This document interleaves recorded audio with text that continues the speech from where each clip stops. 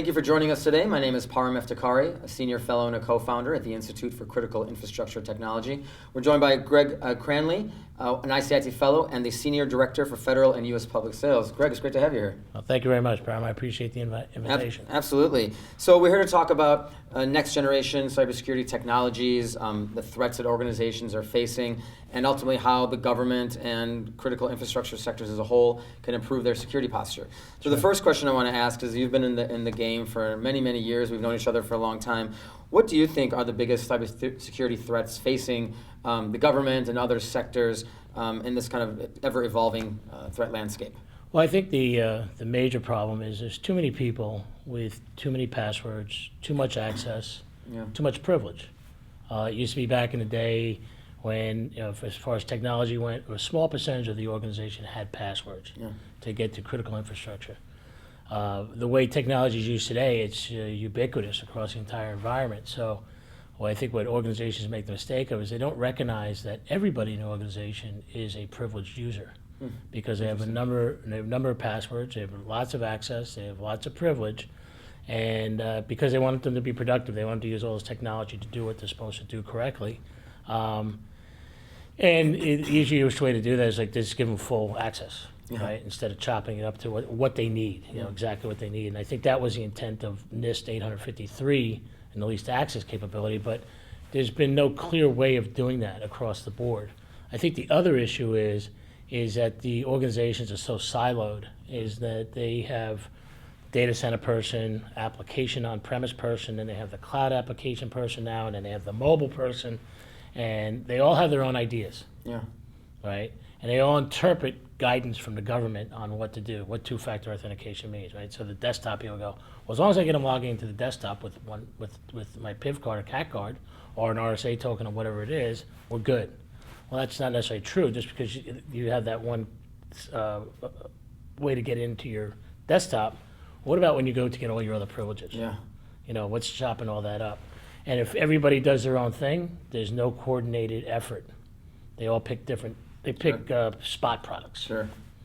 So, on that note, one of the common scenarios that we're seeing is an attack. So the threat actor will gain credentials through a spear phishing attack, with watering holes and all these types of tactics to get that username password, and then they move laterally through the network to gain administrator credentials and basically have access to the whole pie, so to speak.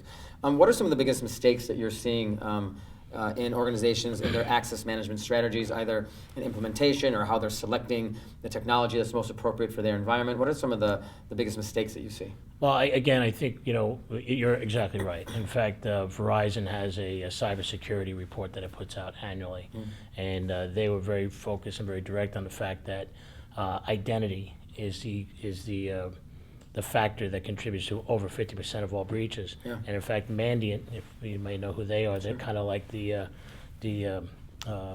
folks that come in after the fact, and they do the post-mortem on what happened during a breach.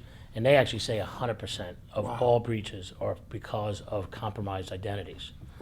And I think that while organizations are recognizing identity is important, again, they let each organization or each discipline within the organization, data center, cloud, mobile, SaaS application, compute in the cloud, AWS type stuff. Everybody gets to choose what they want to do. And so the leadership up here is got all the authority and responsibility, but they're relinquishing the authority to multiple people coming up with different ideas. And there's no consistency about it, right? So, and still, why it's important to protect the perimeter, I think what loses out is the fact that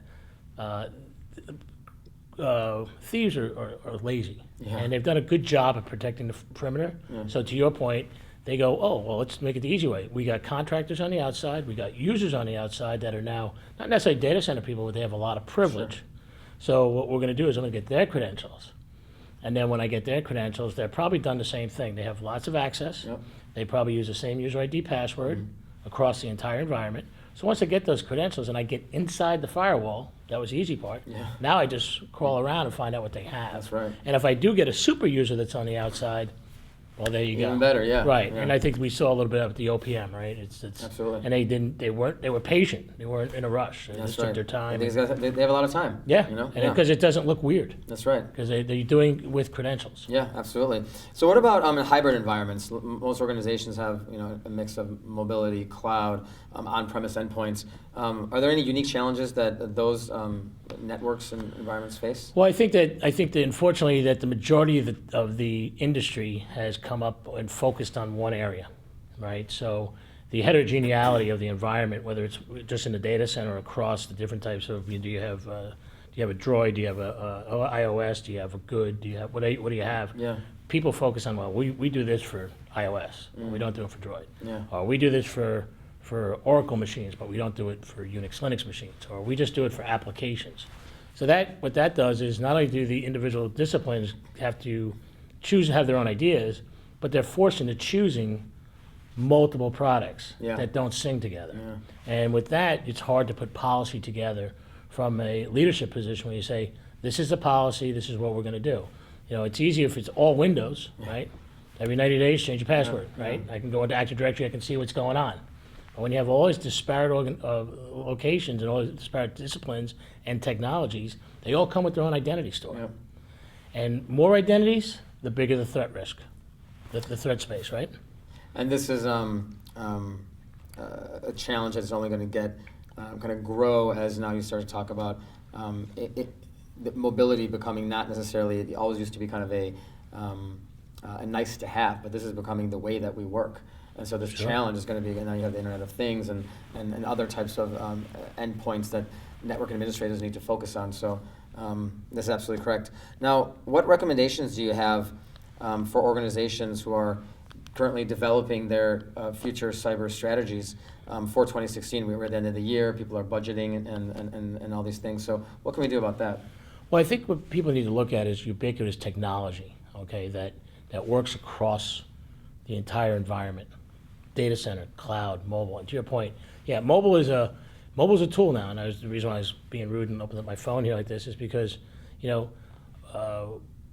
organizations should look for things where they make the ease of use of applications, where people can have rights to things but never know the password, right? Because if you don't know the password, you can't lose it, you can't forget it, you can't give it away, you can't abuse it. Yeah. You only have the rights to it, Yeah. right? So, they need to have a capability where they can use it on the outside as easily as they can use it on the inside, or no matter where they are, right? It also has to go with the infrastructure. If I'm going to not build more stuff in my data center, how do I acquire things in the cloud and buy compute and buy infrastructure as a service without causing more risk, right? Putting more things out there. The desire to have more applications, Office 365, Salesforce.com for government, any number of those things, right? Well, if you have an agency, it's like Treasury, 125,000 people, right? And you get them Office 365, you get them Dropbox, and you get them Concur, right? Yeah. So Do the math. 3 times 125,000, and you said, well, we just secured our data center. Well, yeah, but you just let go 375,000 new user ID passwords that are not only here, but they're there and they're also on the application. Yeah. So it kind of makes it difficult. So I think what organizations need to do is look for solutions that can work across the board with a single architecture, leverage existing capabilities, things like Active Directory, SAML tokening, Kerberos ticketing, things of that nature. And I think that'll set them up for use because the idea is identity is the new perimeter, right? Mm-hmm. So there's no more firewall, right? Yeah, you got to have that. And they've done a good job at doing that. And they got to keep that up because they don't want to let down on that because then the thieves will go that way. Yeah. But now that perimeter doesn't really make sense anymore, you got to wrap an envelope around the whole. Anybody that belongs to an organization that has an identity, you got to get that. Yeah. Because that'll get you to the best practice of having a unified identity platform, cross-platform multi-factor authentication. So, yeah, you're going to have PIV cards and CAT cards, but nobody's buying those for the consultants, right? Yeah. The contractors. Yeah. So you have to have another way for them to get in. So they got to look at the whole thing and bring it up a level, and don't let the individual disciplines make decisions on their own. Put them together as a committee, and then have leadership lead that. Yeah. Put down policy, and be able to take their information assurance document and make it enforceable. Yeah. So the federated model is really kind of the way to go with this. It's really the only way to go, and you got to pick tools that'll make that easy. I mean, there's some organizations that give you, federation, and it's like me giving you a free pony, right? It's like, here's your free pony, and just got to feed it, take it to the vet, So it's not really, it's not like free beer, right? That's right. Yeah. What the final thing I want to talk about here today is Centrify is one of our latest fellows to join the organization. We're really excited to have you. As you know, as an institute and being a part of a think tank gives you the opportunity to provide objective, nonpartisan advising to members of Congress and the Senate, build a relationship with federal agencies from a thought leadership perspective and from an educational perspective. Why is this so important for your organization, and what benefits do you see that you'll gain from being involved in a think tank like ours? Well, I think it gives us an opportunity, myself and my associate fellows that will be joining me from Centrify, gives us an opportunity to present our thought leadership in identity, and identity being the new perimeter. Yeah. And why that's so important, because it's a very, very dynamic world now. We are automated to the hilt. You're even seeing DoD organizations going to Office 365, and there's lots of consternation about that because of the security. And I think that myself and Dave McNeely, who is our Senior Vice President of Strategic Development of our products, has great insight into what we do and how we do it and how we apply that to identity. And I think that people that are in position to put down laws and advisements and requirements should understand that, because a lot of times things get blurred, right? And if you go to one agency to another and you say, did you hear about this new circular? Or did you hear about HSPD 12? Or did you hear about the 30-day sprint? When 30-day sprint was going on, I talked to everybody, right? Yeah. And everybody if I talked to 10 people, there was 10 interpretations, Yeah. right? So I think that we'd be able to guide and make sure that then when these things are pushed forward, that they're clear.